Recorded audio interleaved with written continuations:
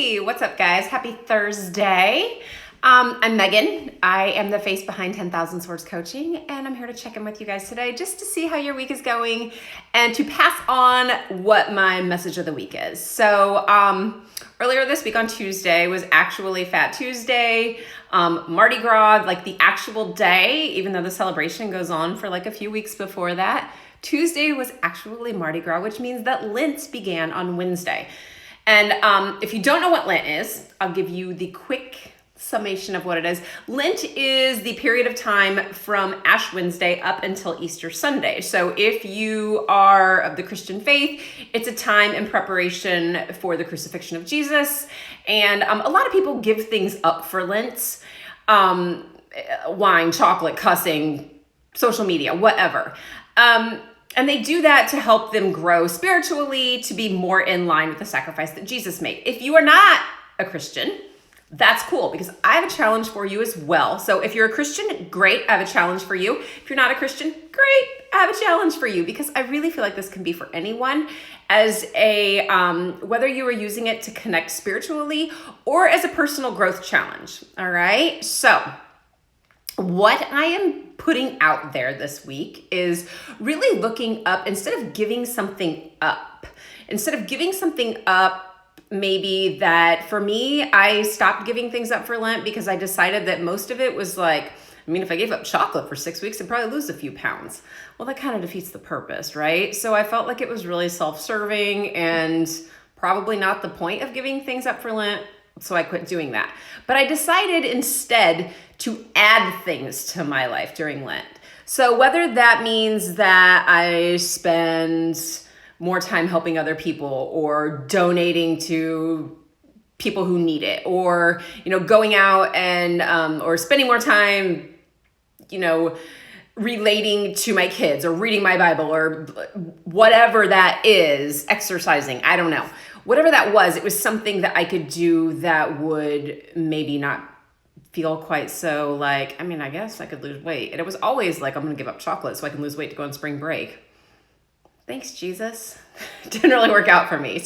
But what I'm asking you is that if you come at this from a personal growth, whether you're growing spiritually or you're growing yourself, and we look at this as an opportunity to find your purpose and to maybe find some personal power that is hidden inside you, whether you're a believer or not, this is a great activity. So there is this you that's in there, like tucked away, that is just waiting to bust out. And you might have felt it before. Okay, so if you think about this, it might be like that you get like that bubbly feeling in your stomach or your chest where you're like, oh, that felt really good and I was excited about that. Or maybe it was when you had this sudden burst of energy to do something that you were like, I've never done this before, but that seemed really in alignment with who I was. Some people will say, that was God telling you what you're supposed to do. Other people will say, that was me being in line with myself. Other people will say, that was spirit. Other people will say, that was the universe. Other people, whatever it is they believe, we're all coming from the same spots, okay? So my challenge for you is to get familiar with that feeling where you're like, yeah, that feels like something I'm supposed to be doing, okay? I want you to really get in line with that feeling, because if we look around, this world needs everybody's gifts and talents and everybody's awesomeness so that we can get out of this mess. And you have awesomeness in you that we need to get out. We need to bring it up. So if you are feeling, stuck, and you're telling yourself, oh, I suck at that, or I'm the worst, or I'm lazy, or whatever else, stop right now. All right? Because whatever you were told when you were in the second grade, or your grandma told you something once, or your mom told you, or your dad told you, or your neighbor told you were like fat, worthless slob, or whatever, that's not the truth. Your truth is what you say it is. Your truth is, your value isn't found in what someone else says about you. Your value is found in what you believe about about yourself and what you believe spiritually to be true about you. For me, I come at this as a Jesus fan. If you are a Muslim and you believe your value is found in Muhammad, yes, do that thing. Okay? Do that. And I want you to really latch onto this, because for the next 6 weeks, your mission should you choose to accept it, is to get to know the real you. Who are you? Who were you created to be?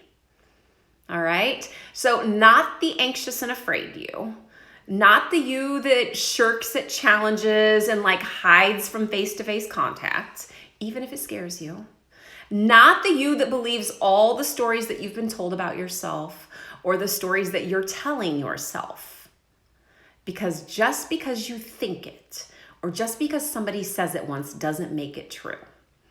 All right. So I want you to use your fully equipped, capable, gifted child of God or the universe or whomever you want to call it, amazing abilities, and get out there and make you the best you can be.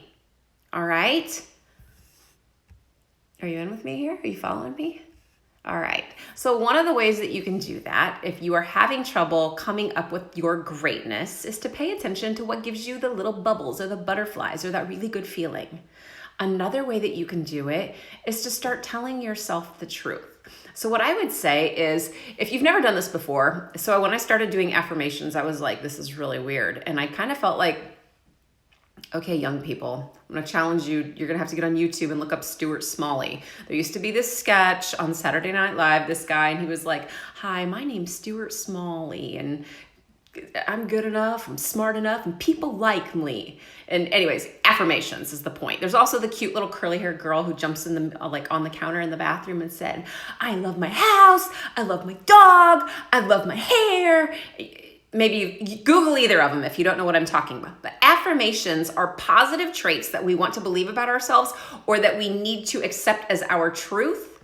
And we take them and we move them. The more we say them, they dig into our subconscious. So consciously, we say the things that we think, but your subconscious is what's really running the show. We want to change your subconscious, which means we got to drill those positive traits, those positive truths into you, which means you have to stop saying nasty things about yourself and start telling you what you want to believe, even if you don't believe it right now. All right. So again, for the next 6 weeks, your mission is to start finding your truth. All right. I want you to report back to me here on Instagram, or you can jump over to Facebook or YouTube or wherever the heck you are. Find me and tell me your truth. Tell me what it is for you, because I really want to know. All right. Make it a great day. You get to decide.